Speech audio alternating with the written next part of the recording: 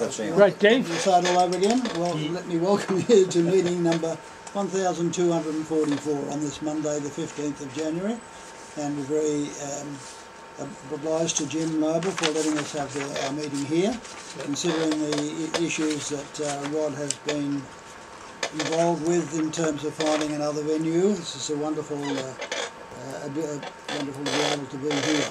And of course, we all know where it is because of the other meetings we do have here. So, apologies we have from Les Carlisle, Colin Pitchfork, Linda, no, not Linda. You're here. Linda Brammer. Oh, Linda, that's a different Linda, is it? Oh, yes, thank you. Linda It's a new member. Oh, okay. She was actually bidding in the auction as well. Two Lindas, that's wonderful. Yes. But we call you Lindy. She's Lindy, Linda. That's right, Lindy and Linda, okay. Oh, so you just... Makes it much Joe easier. Detling, Ron Bolden, Joe Detling, Paul Neumann, Murray Brad, Tony Orr and Ross Bradley. The latter two written in pen.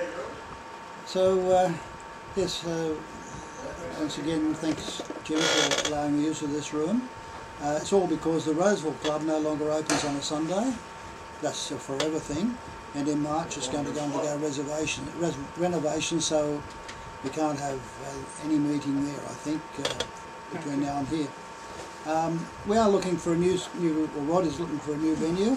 I'm sure he'd be welcome any suggestions, but close to a train station and the North Shore or anywhere in Sydney would be, anywhere in the inner city would be pretty good, I think. Well, I'm actually hoping to go to Chatswood RSL. Yeah, the more Chatswood's only one station below there as well. I've sent them emails and things, but no answer yet, so I'm going to have to go down in person and... There is a Chatswood Club too, have you tried that one? I think it's in Help Street, it's not that far away from the station and so on. Yeah, it's almost just across the street from the station, sort of. Yeah. Nothing worked out from the Chatswood Club. I think it's called the Chatswood Club. Across the street from the RSL, is it? Pretty much so, yeah. When you look at Google, it's... Okay. Do we know where the Try Chatswood Club. IBNS is going to meet? Rodney? Do we know where the IBNS is going to meet? They were meeting yesterday at the Great Northern Hotel on the corner of Mowbray Road. Oh, yes. Great Northern? Yeah. Oh, Great. Whatever it is, yeah. And the only trouble with the Great Northern Hotel is it's a hell of a long way from any train station. Yeah. Oh, You know, if you don't mind walking 2 kilometres, it'd be a great venue. And if you get off at Artarmon, it's all uphill. So I don't think anybody wants that. But both the Chatswood Club, I believe, and the Chatswood RSL are right next to Chatswood Station. I mean, basically you walk out and 100 yards. The Chatswood Library, it's only down the road, a block or two. Yeah, it's very close. It's not actually directly opposite, but if you look up Google, it's very easy walking distance, I'd say. Yeah. It'd be even closer than Doherty Centre. Oh, yeah. Well, forget the Doherty Centre because their rents, I mean, again, they didn't even answer my emails. Yeah. And their rents are like $70 to $100 a night. Well, you know, I mean, we don't have $1,000 that we want to spend on a meeting room. I work at the Doherty Centre, be careful. Well, you might ask them why they don't answer their emails. And also, their website, I went to their website and it came back and it said, this website doesn't exist. This is their link. So I emailed Willoughby Council saying, I'm trying to get hold of them. You know, would you forward this on to them? No reply. Since you work at Doherty Centre, I work for the at-home care at home. I look after old people, some younger than I am. Well, you might be able to make inquiries if they can give us a decent rate and we can meet there. I'll have a talk to them, but I had that, that's why I'll leave the boy there. I had to go to the Richard III Society to give a talk a month ago, and they meet at the Mechanics Institute in 110 Pitt Street. Do you know that one? No. Yeah, it's full of meeting rooms. That's what it seems to exist for. What's the parking like around there, though? Oh, I don't know about parking, but it's just I mean, walk from the town hall station, so not that far. No, I'm lugging, Yeah, I know. Yeah. That's a you know, problem. 20 k's around. Anyway, I just put it down as just a meeting place. We're happy A with meeting that. place not that far from where we used to I move. don't think he needs to. Yeah, where we used to have it in Philas Yeah. was great because Yeah. you That was park great, right that was downstairs great, and that was go upstairs. Yeah, that was Yeah. good. And before that at Cassim's, I'd just park across the road at Yeah. the Goulburn Street car park, and it wasn't far. But What was also asked, would we members prefer a Sunday afternoon, 2 to 4, or weeknight, 7:30 to 9:30 p.m. so yeah, if we had a meeting at any one of these clubs, so you know, providing they're open on the Sundays, would you like to keep the Sundays up? It's not a Yeah, bad some of idea. it, Not really, I'd rather have a weekday, I think. Yeah. As long as it's not Tuesdays, it would be a bit of a problem. The reason I prefer a weeknight is that the better train service on the weeknights than there is on a Sunday. And you have your meeting on Sunday night, yeah. Oh, well, that too, yes, that's also there, but that hasn't started yet, so that's right out of my mind, but it will. It sounds like a bit of a toss-up So- as to what's so available. How about let's a see what we can get. show of hands? Who would prefer Sunday? Well, I don't mind. Prefer, but it's not Yeah. set in concrete. Yeah. I don't care And either way, but the others are, Saturdays. yeah, okay. If it was Sunday, it'd have Saturdays to would be... be good. It'd It, have it to will be depend good. on what's available though, Rhonda. Yeah. Because, Yeah, I mean, people assuming should go out in the we daytime, find somewhere shouldn't they? that's open on Sunday. yeah. Yeah, 1 o'clock to 3 o'clock would be... I would be able to do much easier than 2 to 4. Yeah. Okay. Oh, if we did it on the Sunday. I can do 1 to 3 rather than 2 to 4. Okay. I know because the last straight through train from Central to Moss Vale runs, that starts at 4. You have to get beyond it at 4. Well, you know, 1 to 3 is fine as well. Yeah. And why we had the other one is because we were piggybacking Yeah. with the IBNS, and they never really finished with the area that we showed Not so bad. until about 1 o'clock. So we said 1:30. But you know, we might be able to meet on a Sunday that they're not there, in which case, you know, we can have it 1 to 3. I mean, in a way, 1 to 3 is better because we can turn up at 12:30. Say it's a Chatswood RSL. You turn up at 12:30, have a quick lunch, Yeah. go to the meeting, Yeah, that's true. bugger off. But Anyway, all right, we'll see what we can get. Good one. One couple of more announcements. Option 54 is closed, and those who've told Rod that they'll collect their winnings tonight. And I guess you bought them, have you? Yeah, you have. Yeah, Yep, you got all them been there, good. distributed. is there did I bring one in for George Pulaski? Oh, yeah, sorry. Oh, George. Oh, yeah, George got George. signed the book too. Okay, so in the January Journal and the Proclamation Medal is being distributed. Yeah, here's the pen. Okay. Before we start, just a little bit of my item of news I've got. And some of you may be aware that this week is a very important week for classical coins, as it were. Read that for expensive and valuable coins, because the New York International Coin Fair is on this week, and some really prestige auctions and coins are being looked at. One of the interesting ones I thought I'd tell you is the Heritage Platinum auction for platinum, really expensive and rare coins. And in the British section, they had a coin that's you hardly ever see auction, which is the very first medieval gold coin of England, the so-called Henry III gold penny of 20 pennies. Now, most of these are in Britain, and if they're already in Britain at this stage, Britain's own cultural history laws prevent you from taking out. So to find one for sale in New York where anybody could own it meant that it did get a very good price. The price that it made, and this shows you how this type of coin is valued, was $440,000 US, plus 20% buyer's premium. Of course. So, you know, you're talking about well over $500,000 US for that coin, and there was a little bent and a little buckled, but just the same. There's only about 10 known. Oh. Most, and you know, It was Henry III what? Henry III's gold penny. Gold They called penny. it a gold penny, but it was worth 20 silver pennies. In other words, 1 and 8pence, what does that make it? 2 bob. Yeah, a tenth of a pound. Yes, tenth of a pound. Anyway, so that was that, and then next to that, there was a very rare Edward III coin of Britain, which was called a leopard florin. And the leopard series was a trial series that Edward III in his younger days made. It was about, I'm talking about 1350 here, whereas the gold penny I just said talked about before was 1259. So talking about 100 odd years after it. But this leopard series was very rare, and it was the precursor to the noble series, which still expensive, is still relatively collectible, but the leopards no. And this leopard made $110,000 plus premium. So. Did you buy it? No. I wasn't.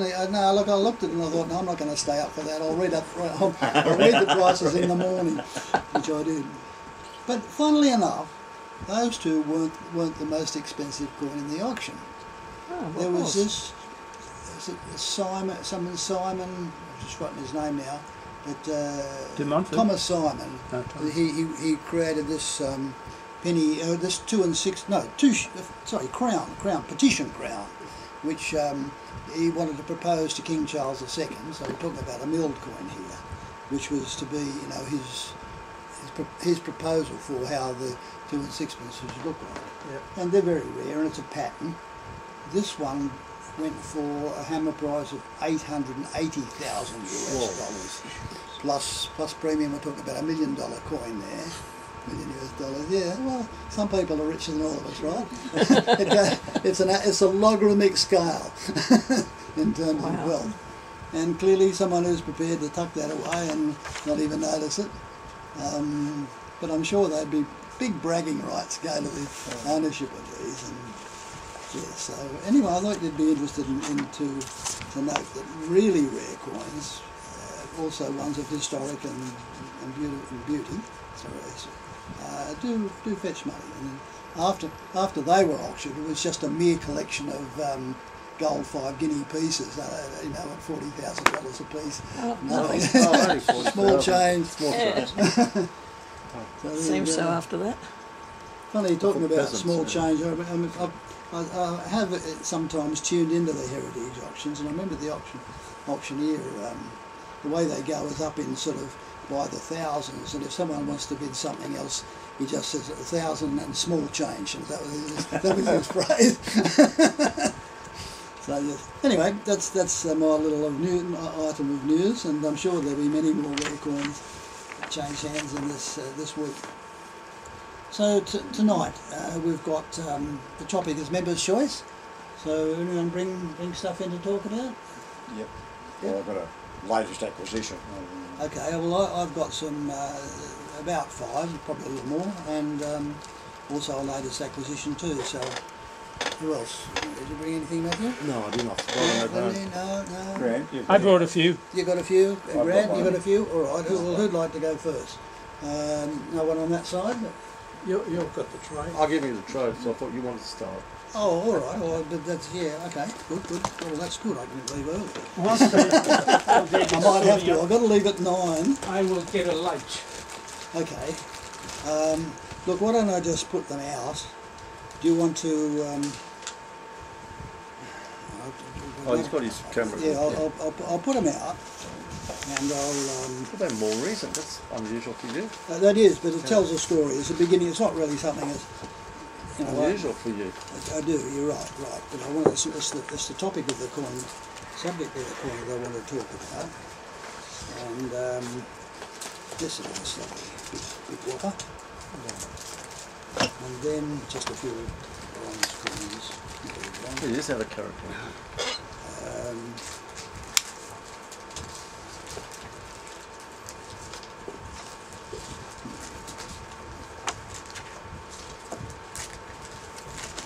better put these in the date order, I think.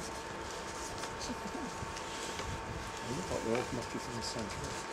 A couple of bronzes. Nothing greatly rare here, but interesting, I hope. That's what I really collect, interesting. Doesn't tell a story, I don't really want to own it. So there you go, a couple of bronze. Things look like halfpennies and a penny, and then a rare and the silver. Georgian now. Philip, is it? Okay, so pass them to Rod and tell him they start from that corner and go to that corner. They start there and go that way. That's what I said it to. Which one do we start with? Start with the 50-cent piece of Matthew Flinders and Bassett Flinders.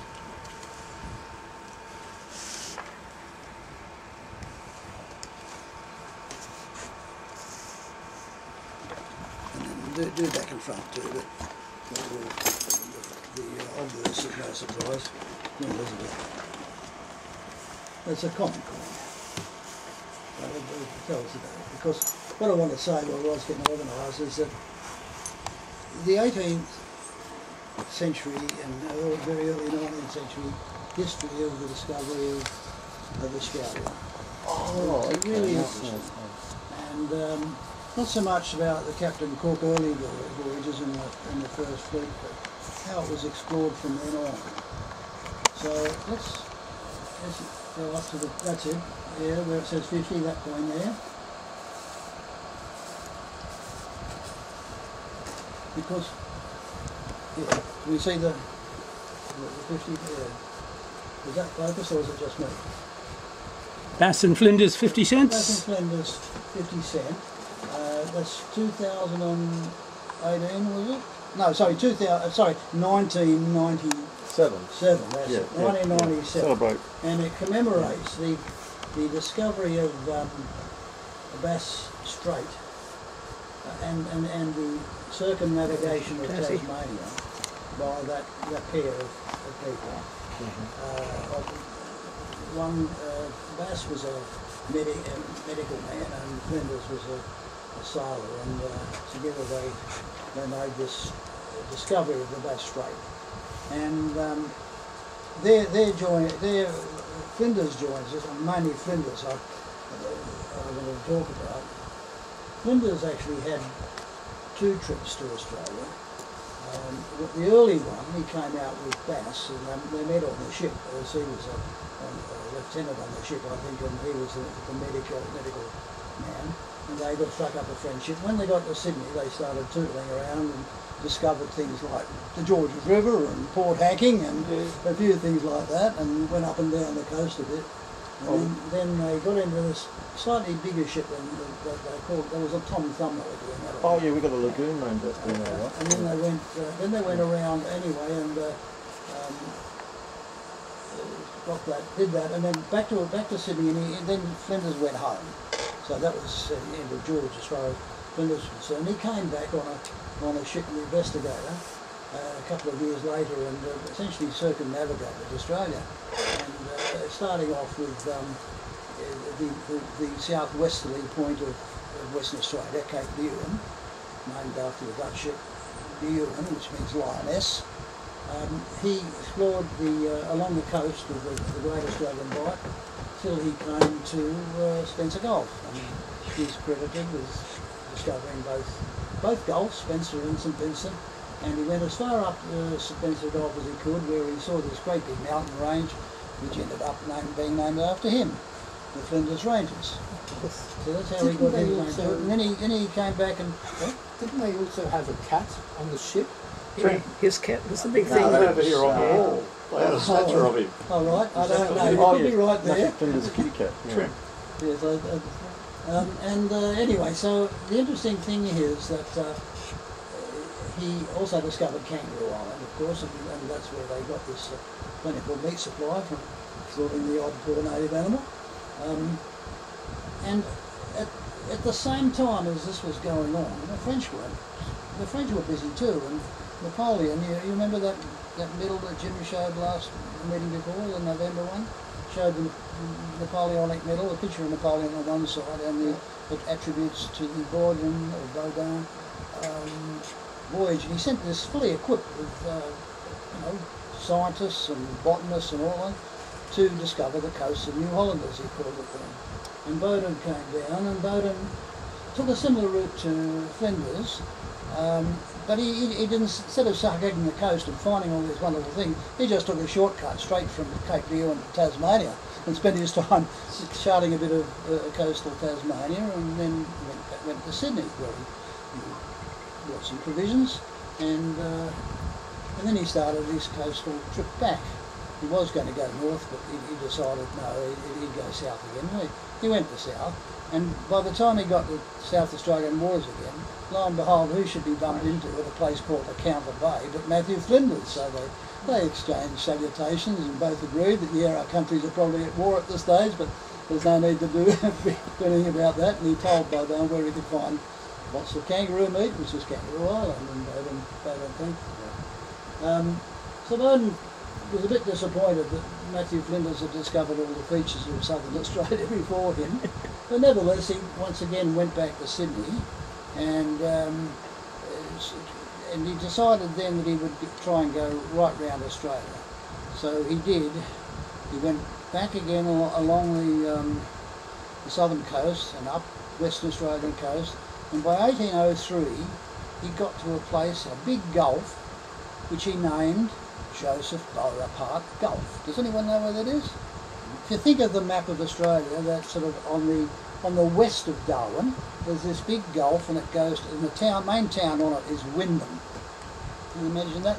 Wyndham is roughly on the border between the Northern Territory and the West Australia. So half the gulf, if you like, is in Western Australia. Anyway, he named it Joseph Napoleon Gulf, and I had to work out why did he name it him. This is Napoleon's older brother. It turns out that at this stage, Joseph Napoleon, which by the way might as well go to the next point now, picture of Joseph Napoleon, there he is. This was in 1809, so I'm afraid what happened to Bowden in 1803 he discovered this skills. This is before Joseph got his picture on coins, but he was an important member of the French Parliament at that point. He worked in Naples at one stage. He was, but that was before then. That was before then. That was sorry, after 1803, before 1809, when he was King of Spain. This was the tradition there, but let me at least just get the Australian bit out of the way. Unfortunately, by the time he got to this point, Bowden was very sick with tuberculosis. But he managed to make it to Mauritius, where he died. He didn't make it all the way home. And he died in 1803, so that was his last gesture for Australia, to just make this huge gulf named after Napoleon Bonaparte. Joseph Napoleon. So he called himself Joseph Napoleon, see? The coin says Joseph Nap. By the grace of God, and 1809. And can you just flip it over the other side? Yep. I say Rex there somewhere. Yeah, there we go. Oh, it's a Spanish. Yes, it's a Spanish one. Yep. Frank rightly said he was, or was it something? Who said it was king? It was King of Naples beforehand. Somewhere else. Yeah, he was. He was King of Naples, and it was tradition. It was tradition in the kings of Spain. Spain and Indies. The King of Naples was usually given to the Kingdom of Naples was usually given to the second son, and the Kingdom of Spain to the first son. So, and they move up. You know, that's like so he was King of Naples, and then this King of Napoleon wanted one of his family to be King of Spain because things were getting a bit trouble there. We had Wellington in the peninsula, and but anyway, at 1809 he took up the King of Spain, and this is a 20 real, probably quite a big piece of silver, like a Spanish dollar, I guess. And you can see there I don't know, anyone recognise the heraldry? The eagle in the middle represents the imperial France. That was the emblem. Lion, the castle, that's the South America with the castle, the pillars. Leon, the stripes being Aragon, and the chains being Navarre, the pomegranate being Granada, and the pillars of Hercules being the rest of the Spanish Empire out west, you know, the Indies, as it were, the West Indies, everything that Columbus discovered and beyond. So that was his thing. But he had to displace, of course, the rightful Spanish king, who was this time exiled, and so he didn't survive as king Waterloo, I'm afraid. Once Waterloo, or even before Waterloo, after Napoleon himself was sent to Elba, they had the Congress of Vienna and sort of dispossessed all the appointees of Napoleon and put back 10 to 1 the ruler that was there before. Anyway, so it's a very nice coin, that one, and nice to have, because I've tried to make it, try to collect a portrait of all Napoleon's brothers and sisters. And some of them are only on medals, but most of them are coins, because he made them kings everywhere. Okay, so there's that one. Now the next one's also an important Napoleonic one. It's a really interesting one, showing this mother and her young son. And when Napoleon was in Italy, he was the general of the Italian army, the French army in Italy, and eventually made himself King of Italy after he made himself Emperor of France, and he was crowned King of Italy in Milan Cathedral in sometime 1805 or something like that. But while he was still just a general and first consul, he went to Florence, and he didn't like the idea of the Florentine it was a Grand Duchy at that time, and he basically booted the old retainer out and installed a family. It was also a royal family and part of the Spanish succession.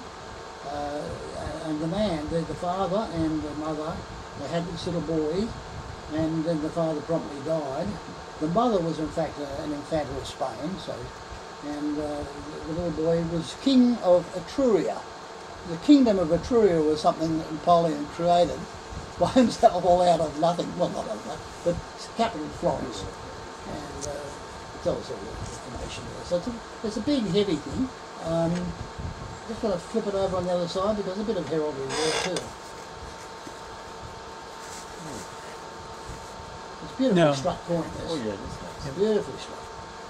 And I can't follow some of the back around, but you can see the escutcheon, and there's an escutcheon within the escutcheon. You know, you've got the lions and castles of Spain, because she was a Spanish princess, and she was the regent at the stage for her son. And I didn't know the translation was, but I think it's the Lord is my hope during my youth, which was sort of, he's asking for protection essentially for his youth, because there's only a little baby really on the problem. And the kingdom of Etruria only lasted about 4 or 5 years, and then they were dispossessed themselves when Napoleon's, and certainly when Napoleon was out of favour after he abdicated and went to Elba. Then the whole thing fell to bits and they redistributed Italy again. What I find interesting, the two bottom shields, there's a diagonal band with some little birds in it, and there's the horizontal bands. Now this one on the left, that is the shield of Lorraine in France, and the one on the right, that's the Habsburg shield, the Habsburg of Austria, just the Fess as they call it. And why are they together? It's because at this stage, or previously, Maria Theresa of Austria, there's a battle this called the War of the Austrian Succession. They didn't want a woman to succeed to be Holy Roman Empress, you see, but she did nevertheless, and she married the Duke of Lorraine, and hence it became known as the family of Lorraine Habsburg. So that's what that's relating to. But that's a nice coin. I like the whole design of it. Is that a crack in it, or? That's scratch, you've got the scratch. Fine scratch all the way across. And is the date there 1807 or? 1807, you're quite correct. And floor, that's the mid part, Florence. So, anyone been to Florence? Yep. Yeah, it's a lovely place. Not bad. And did you go to the Bubbly Gardens? It's a palace, a Pitti Palace in the Bubbly Gardens. Went to the Pitti Palace. That's where they live. Yeah, of course. Why not? So, and now look, I thought with all of that, and sticking with pretty much the Napoleonic period in the 18th century certainly, these are the coins of what then was the British Empire. The first two, the first one, let's start one at a time, is called the Woods Rosa Americana coin. Oh, right. And these are halfpenny sizes. No, yes, that's right. This one is 17 1823, I think. Yeah, we'll have to look in the back to get the date. You've seen portraits of George I before, so don't dwell on that. Let's turn over a bit. Over here. Okay. Upside down, crown on top. That's it. There's a lot of variations of this. One which has got a rose without a crown, and there's a rose and a crown on top. The rose and crown is the more common one. And the inscription above it says Rosa Americana. And the thing in the inscription on the tablet says, on the tablet, the first one, says Utile Dolce, which somehow means useful and sweet. I'm talking about the coin. Now, nicely made, pretty, but also useful. And it was a halfpenny. Now, Americans were desperate for a small change at this point. A lot of other British colonies rejected it because they tried to pass it off as a penny when it was hardly a halfpenny's worth of copper. But nevertheless, the Americans used it. Okay, so that's an interesting one. So now between George I and George III, which the next one is, George II, okay, I don't know of any coin, official coin, minted for America with George II's portrait on it. But it was in the early parts of the reign of George III that the American Revolution started. Yeah. So then, which brings me to the next coin. Just flip it back the other side so we can see the portrait and the date. This was young George III, and the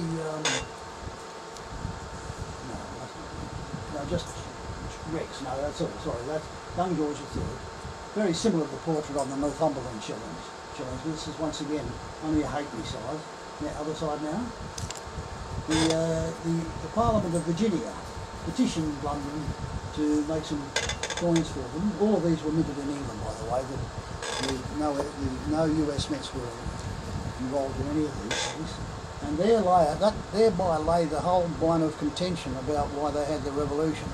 Because the British policy then was, we British do all the interesting manufacturing. You colonies, you supply the raw materials, and then once we've made them into something valuable, you buy them.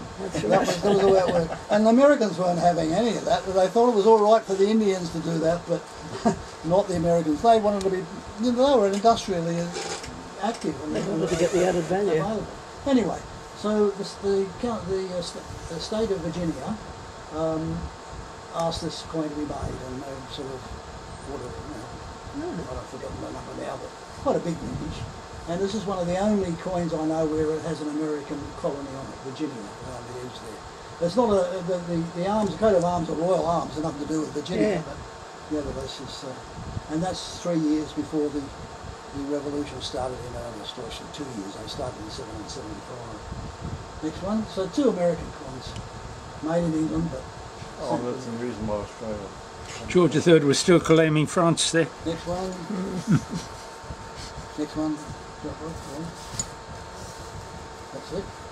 It's also American sort of. I love this coin. I bought it from one of Jim's auctions. Not that long ago, 1806. So George is getting a bit older here compared to he was on the last one. 1806, he's 30 years older at least. And this is also a halfpenny, but slightly bigger than the others. They still called a penny. Want to flip over the back? All the emphasis on the other side. That's it. Pretty. Oh, for the Bahamas. Yeah. And this is their Great Seal. This is the design on their Great Seal. And it must have been designed around about this time, because I love the legend. Expulsis Pirati, Restituta Commercia. They've got rid of the pirates and they've restored commerce. I see. So that Bahamas used to be a haven for the pirates of the Caribbean. So that's why I love that coin. Okay, and the next one, anyone? No, probably can't guess from that side. You know who that is, don't you? George IV. And early in his reign, this is 1821, so he'd only been on the throne a year. And other side?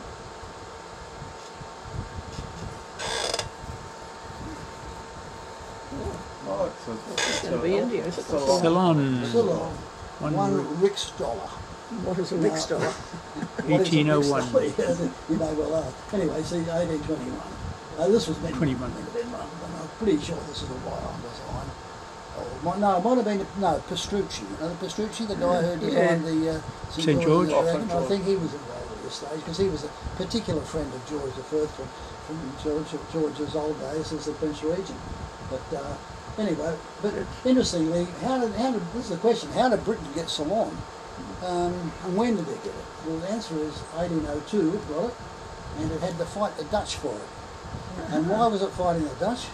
Because the Dutch were part of Napoleon's empire. He'd already conquered the Dutch and divided all of this Belgium and Holland into French departments and managed them as though they were part of France. Oh, that's why So France, the Dutch were the enemy, and the British Navy felt it's fair game to take everything they had. And they tried to take St. March, and no success there, but they certainly took Ceylon. They sent an army down, the army of the East India Company down to Ceylon to take it over. And it lasted for a while, and that Ceylon was always in two parts in the early days. There was the bit that the Europeans had, and in the middle was the Kingdom of Kandy, which is still a Buddhist kingdom and protectorate. But when the British got it, they had to fight a war actually to subdue it, and they brought a whole lot of Tamils and then started a lot in Ceylon, unfortunately. But with the Dutch, the Rix Dalda, and spelt in Dutch, R-I-J-K-S. Rix mean right. Right Dalda, the dollar of the right, or kingdom. And the British didn't probably know what that meant, so that's how they heard it, that's how they spelled it. And it's only, also I should mention the date's important because in 1818, 1817 it was, after Waterloo, the British made a fundamental change to the British currency. Up till that point, the gold and the silver always sort of had to represent the real value of the coin. The bullion in it had to represent the value, like it. So a bullion crown would have to represent a quarter of a pound's worth of silver. It made them very big and heavy, too big. So they decided, no, we'll base it on gold alone, and the silver coinage will be tokens. So not the really value, and just stand for it. And that's what's that in as far as precious metals concerned. But the tokens were then reduced in size. So although this is about slightly bigger than an English shilling at the time, but not much more. But would have sort of tried to go for a whole Spanish dollars worth of silver, which was the same as the Rix dollar. So anyway, I thought it's very interesting the British colonial coinage all around the world, because they were producing coins for the West Indies. It's all Bahama one, but there's a lot of other ones, and all their possessions around the world. And the reason I didn't, some of those I think might have come from the Mark III hole, not that one, I got that from England. But they're interesting coins. Yeah, so that's me. Thank you very much. Thank you.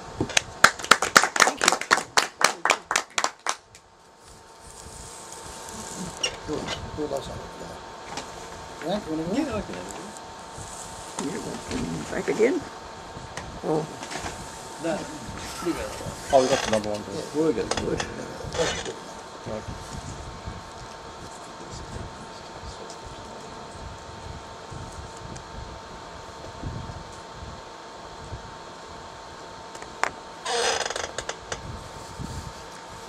nice little bit. Yeah. Probably going to glare out. Oh, beautiful. Was one. This is a recent acquisition as of last year from Jim Sale 134 in November. It is the Marie and Peter 6,400 Reus, or half Jonah. Interesting little thing I found out about these two, that Peter the third was in fact Marie's uncle. Marie was the first queen of Portugal. I think that's correct, isn't it, though? I think so. I think you're right. Yeah, is what I could find, it says she was the first one. Yeah. Yeah. Is this R for Rio, so it's a Brazilian. Yes, yes, it's the Brazilian mint one. There were 5 mints at the same time in the 17th, in the history of the half Jaina, being Lisbon. I'm going to butcher the names of these other mints. Barreiras, Minas Gerais, and of course Rio de Janeiro. They were minted between 1722 and 1800. Let's see.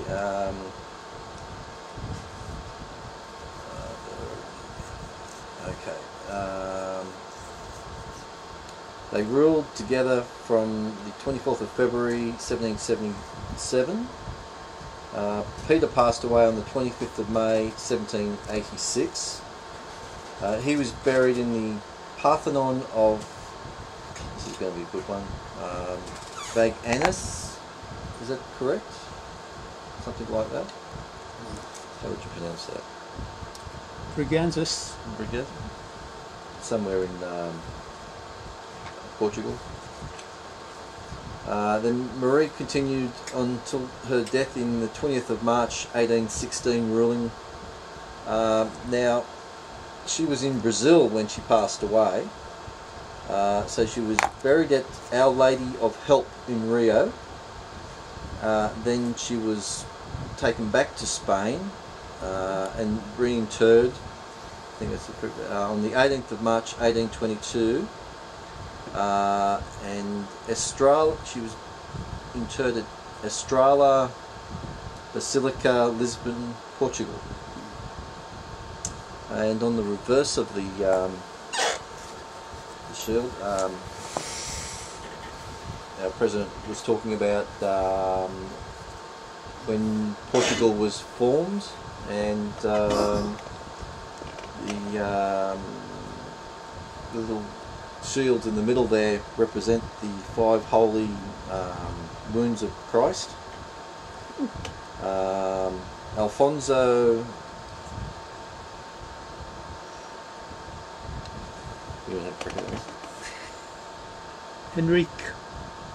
Henriquez, yes, gained victory over the 5 Moorish princes in 1139.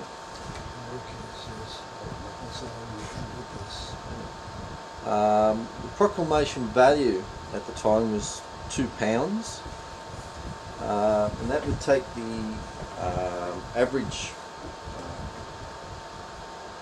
colonist 8 days to earn that much. Well, they do well to get £2 in that time. Yeah. Well, 8 that days. wasn't the convicts, of course, or them. It was the shopkeepers and the government officials. I don't think the convicts got that much. No. Maybe she got nothing. But even for the colonists, it's not bad. But there's quite a bit on the pair of them, but it was a lot. Ah, yes. Went into their family history and who their parents were and all that sort of thing. Nice coin. Yeah. I think we have a proclamation coin with them, with the 2 of them on. Yeah. I don't know if we've already produced it or it's one to come. I think you have. I think I produced it. Because it was Napoleon that basically caused them to flee from Portugal to Brazil. Yes, of course. And they also they did something in Brazil. It's in amongst this, I should have highlighted it. Brazil. Oh, here it is. Brazil was elevated to a kingdom in 1815. So that meant titles could be issued in Brazil to members of the family and all that. Yeah. What was it before it was a kingdom? It was just a Colony of Portugal. Yeah. Of course. So when they left, because Napoleon was coming down, they didn't want to just sit out there in the colony, so they created a kingdom there. Okay. That's my little bit. Thank you very much. That's a lovely little piece. Thank you.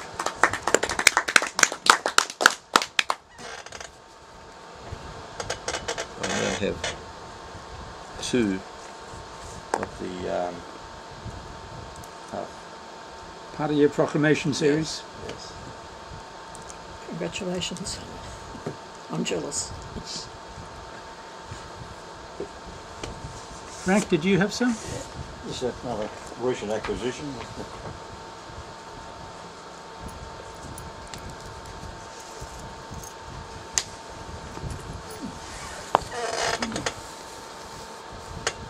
Some of you may remember Marcus Clark. Oh yeah. He started in Sydney, the Sydney suburb of Newtown on the 1st of February 1883 as a two-window draper shop, and soon opened new stores in Marrickville and Bondi Junction, and then they moved on to Broadway at Harris Street near Railway Square. It also had a different concept and was stocked with less expensive wares and was called Bon Marche, after the Paris department store. And the building now is part of the University of Technology, Sydney. Oh, yeah, which I did work on. It was an absolute fire trap. How they were able to use it, I don't know, but what we found, there was that much high combustible stuff stored everywhere, and particularly up on the top floor, there was about 4 inches of sawdust, which we was told, well, that was for sound attenuation. Of course. Never mind the fact that the whole thing is burn. really flee to fire.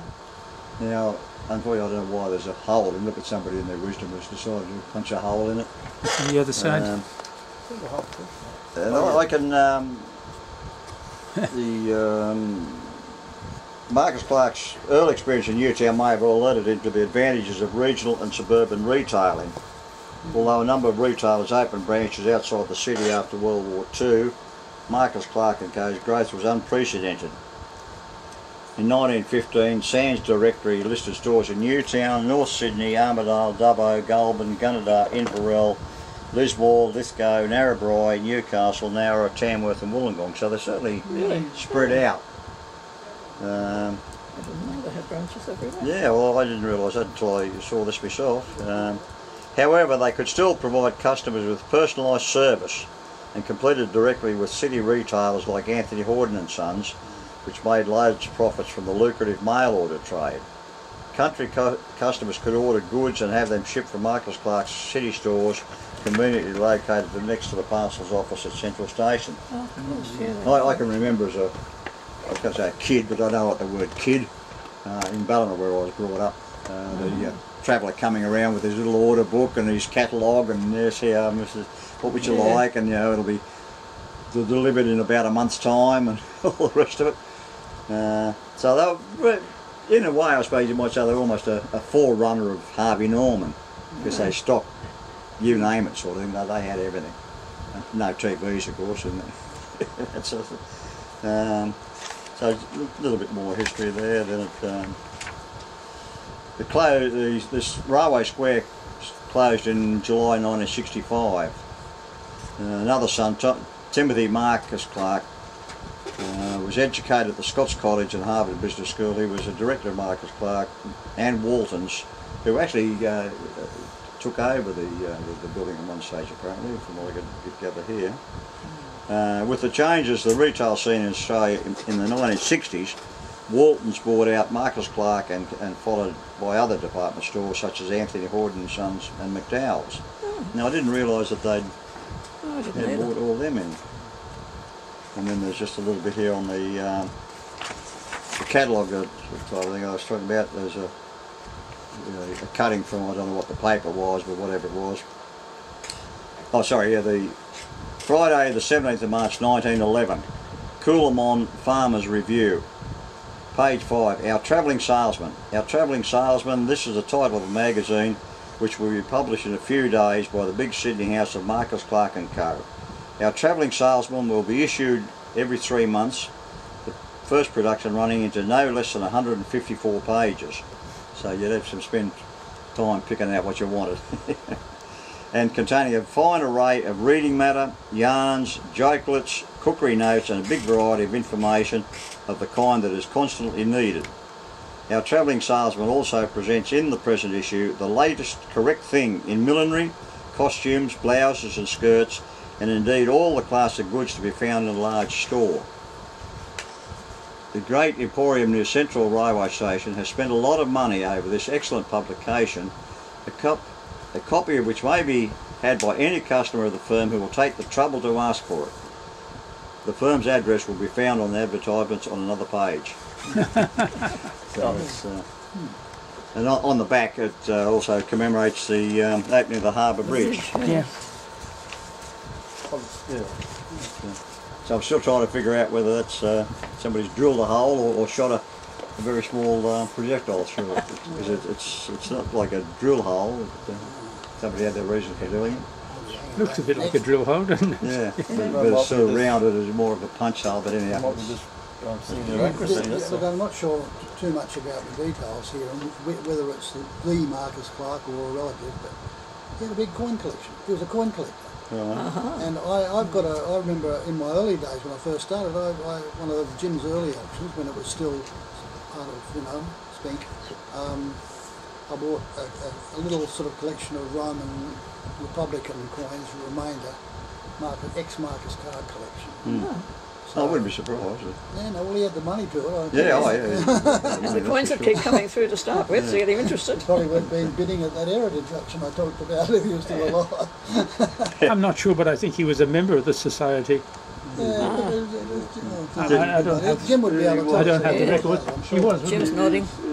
So collection was actually lost.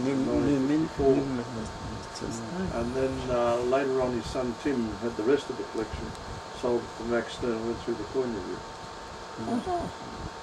It was one of the best collections of tokens. Just another aside, as I mentioned earlier, having worked on the building, one of the problems we had was down on the ground floor. We had the plans to do the alterations, and it showed the 4-inch fire main on this side of the hallway. Of course, where we started digging on this side of the hallway, and within 5 minutes, bang, off she goes. So here's a huge spray, everyone's running around. The fire brigade, they must be just around the corner, because they were there literally before it hit the roof. Yeah. And everyone's running around, but the upshot of it was nobody could find out where the hell to turn off the main, because apparently it was been there that long. And this happened to be on a Friday. Of course. So by Monday, because we'd flooded 2 basements, and above that was this huge library, because the tech had already sort of moved into part of it, so we were worried about inundating the library. But they ended up tracking some guy down who had been the maintenance worker on it, and he said, "Oh no, you've got to go up onto the roof and turn this valve off, which will do it to that." And eventually, sometime Monday, we managed to get it off. They might have checked that out before they started to do any work, wouldn't you? Yeah, so by that time we'd flooded 2 basements and ruined the lift and you name it, sort of. So we weren't very popular. But we worked into their plans. Yeah. That was our excuse.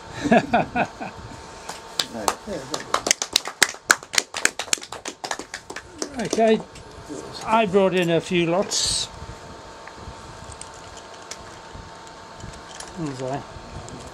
I was going to bring something different, but I couldn't find it. So while I was looking for the items I couldn't find, I saw these, so I said, okay, they'll do. So just a couple of sovereigns. So it's a 1889 M sovereign.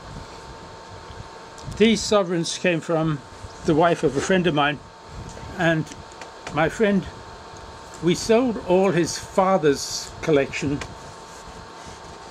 in an auction about 3-4 years ago. So there was one where there was a lot of Australian silver in it, and I was going year by year. It's the one where we picked up the florins. All right. The 22s? 32. 32s, yeah. Yes. 32 florins, yeah. And these belonged to his wife, and they were given to her by her grandfather. And they were very nice sovereigns. Her grandfather worked for Burns Philp, and no doubt he saw quite a few of the florins changing hands. And there was another old head, 1901p. So it's a Perth mint, and that's a Melbourne mint. It's the St. George reverse on both of them.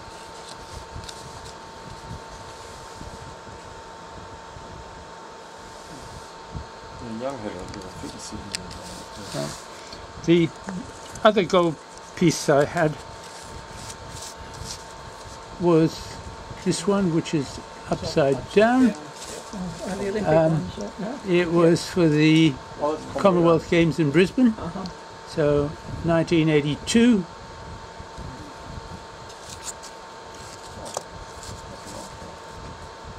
Nice early portrait of Queen Elizabeth. And the last one I have is a Don Bradman bimetallic, so it's silver and gold. So it was put out in 2001 when he passed away, and they put out a gold and silver bimetallic for the Don. You just couldn't resist it.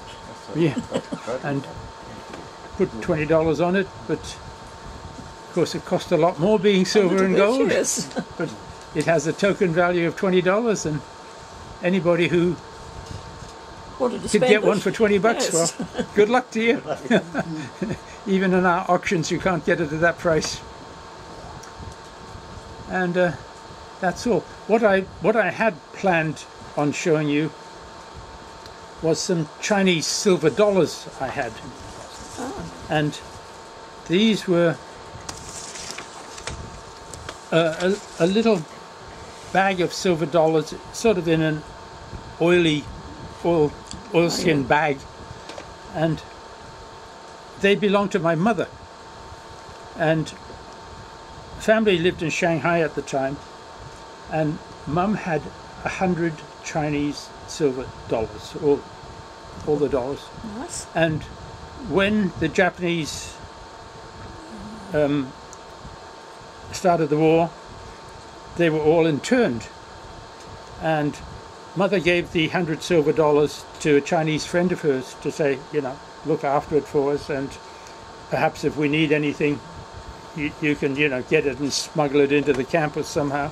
But I managed to get the bag, and there was still about 50 silver dollars in it.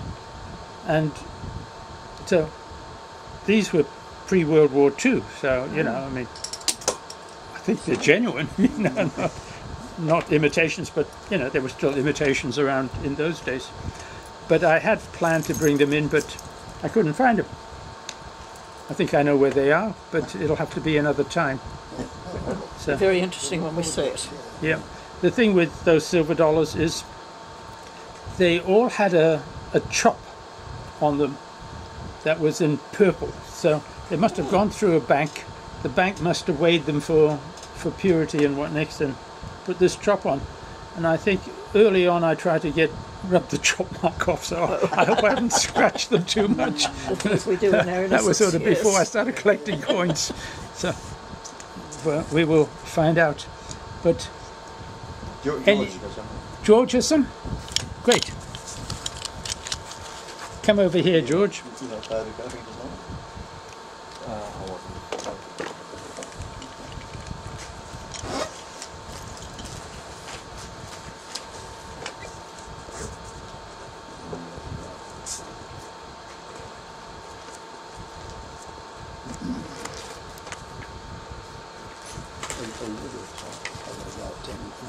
Do you want to sit down?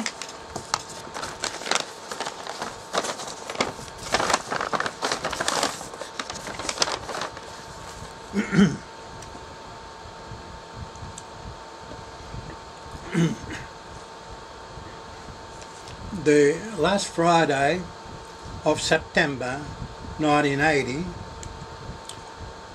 you finished work in the city and you were going home, going to Wynyard railway station, but you deviated and went to the arcade to see Bob Roberts. the coin dealer. and you ask him to have a look at the new $200 coin. Yes. He came out with a box, put the coin on the tray with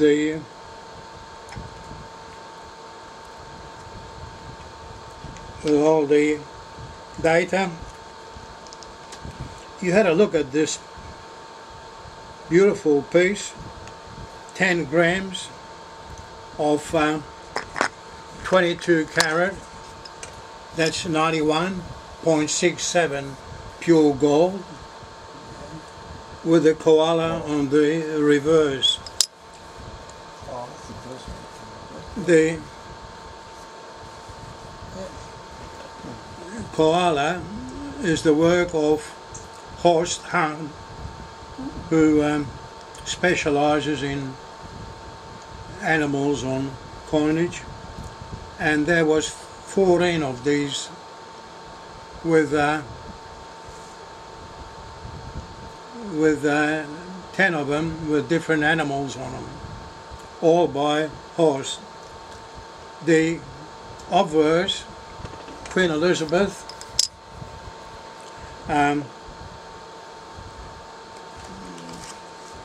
Raphael Malouf. If you can just have a look, it's a young head. No, that's not the move. That's the next one. Within 14 years, 3 different effigies of the Queen were there. One with a necklace and a small crown, and later on with a big bundle of hair in the back and a big crown. The first Australian gold coin since 1931. You rang your brother up for him to go halves on it as a present for your mother next week. The little lady got it on her birthday and she was delighted. A beautiful surprise. Her father gave her a 31 sovereign, the last sovereign minted in Australia on her 21st birthday. And during the hard times in the 60s, she had to get rid of it. But she was thrilled with this, thrilled to bits, and it is a beautiful, beautiful coin. The next year, unfortunately, came out with the Commonwealth Games on the reverse, and 1982, Charles and Diana. Then we had a spasm of more koalas until the bicentennial, where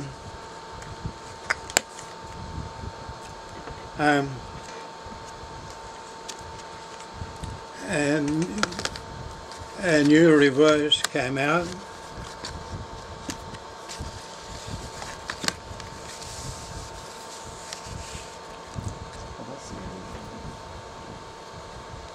I'm sorry. I'm sorry. So you must have the 88 somewhere. This is.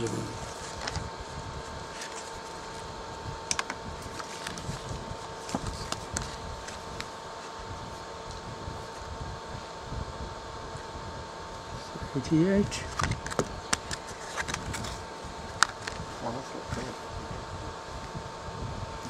There were 2 more coins. The departure from England, and the arrival to Australia by Captain Arthur Phillip. From then on, we had more animals. The emu, and the last 3. Please take note, the last 3 coins, which was the echidna, the squirrel glider, and the Tasmanian devil, all very low mintages.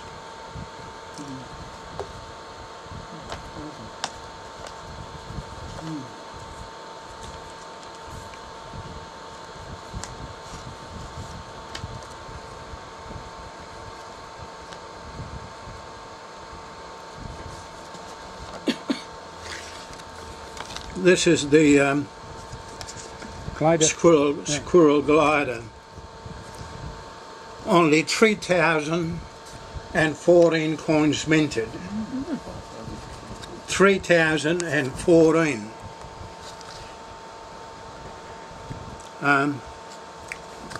And the last one, hang on, I've got to get it the right way around, was the Tasmanian devil.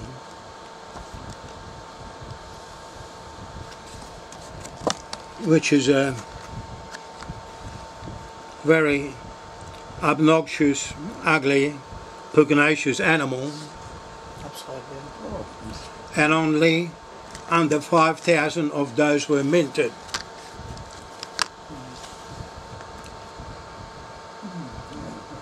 Unfortunately, your mother got some terrible letters from the council regarding her rates, quarterly rates, which were behind for a year. The poor thing, she had this experience before with her sovereign. She had a look at her $200, went to Bob Roberts to see if she could get $400 or $500 or maybe $600 for it. He wouldn't take it because there was only $172 of gold in the coin. All she could do is get $200 from the bank, face value. Despair, disappointment, dissolution, and that's what she did. On a Friday night at my place at Wesley on the North Shore, every Friday we would have a game of bridge, alternately canasta or misère. My partner in bridge, Pam, who lived down the road, worked for the Commonwealth Bank in Hornsby. She asked me if I have seen the $200 coins. 2 of them were handed in. Would I be interested in them? I'll take them, I said. I've sent a driver. I was an operations manager for a IPEC, a transport express company. I sent a driver to pick it up first thing in the morning. Since then, I got 17 coins from her handed into the bank. And I've done my own shopping or hunting and collected a lot more. One day, friends of ours came in from UK and we took them to Palm Beach on the ferry. Walking from the ferry to the beach, there are some banks on the left-hand side. I just happened to stop at the bank and asked them if they had any coins, gold coins or other, handed in. The young girl, she said, I got 4 $100 coins. Really? 2 of them Olympic and 2 of them bird life. That's 1/3 of an ounce in gold. I snapped a lot. And I retired and went to the Central Coast and living in Patonga, Yomina, which is just a village over the hill, at the St. George Bank. I knew the manageress. She looked after me on a lot of things, and she said, I've got a whole collection of uncirculated coins, plus 2 extras of $200 coins. I said, how did you get those? The lady brought them in and she said they weren't doing anything for her. Naturally, I bought the whole collection.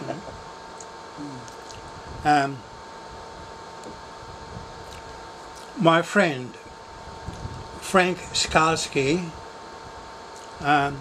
was a coordinator and a controller of gold bullion at the Mint, Canberra Mint.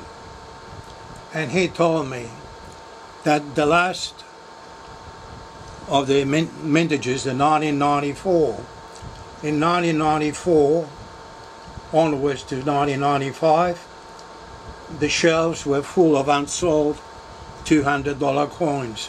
They employed 3 casuals to take them out of the box or cut them out from the folders. Yeah. capsules for melting. Oh my God. I asked him how many. He said over 4,500. Lord. And which dates? There were a variety of dates, but mostly Tasmanian devil, the squirrel, and the echidna before that. At the Petersham Town Hall a couple of years ago, one of the dealers from Melbourne asked me if I had a Tassie Devil $200 coin. He would give me $800 for it. I said, I'll bring you one at the next meeting. It cost him $9.50. How is that compared to a 1930 penny? Have any of you got a Tassie Devil? Yeah, I think I have got one of those. Or a squirrel? Dog? My dog went to be. Never collected them. No, I got the koala. They're and the very, devil. very scarce. Yeah. And the beautiful part about it is I'm sick of handling gold with nothing but monarchs on them. Russia, Nicholas I, Alexander III, Nicholas II. And what we got on the reverse? An eagle. Two heads. Poland, Yeah, double-headed eagle. Casimir the Great, 10 zloty, 20 zloty. What we got on the reverse? An eagle.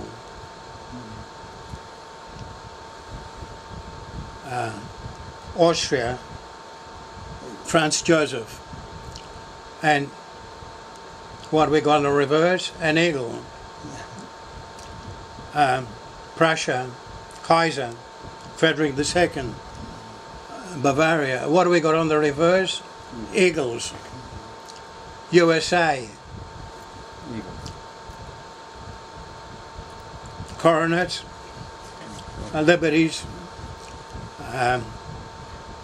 On one $10 coin for 8 years they had an actually Indian with feathers on them. A $10 coin. In here you have a beautiful collection of 15 coins. The history of Australia, the natural animals, all in beautiful gold. Yep. Thank you.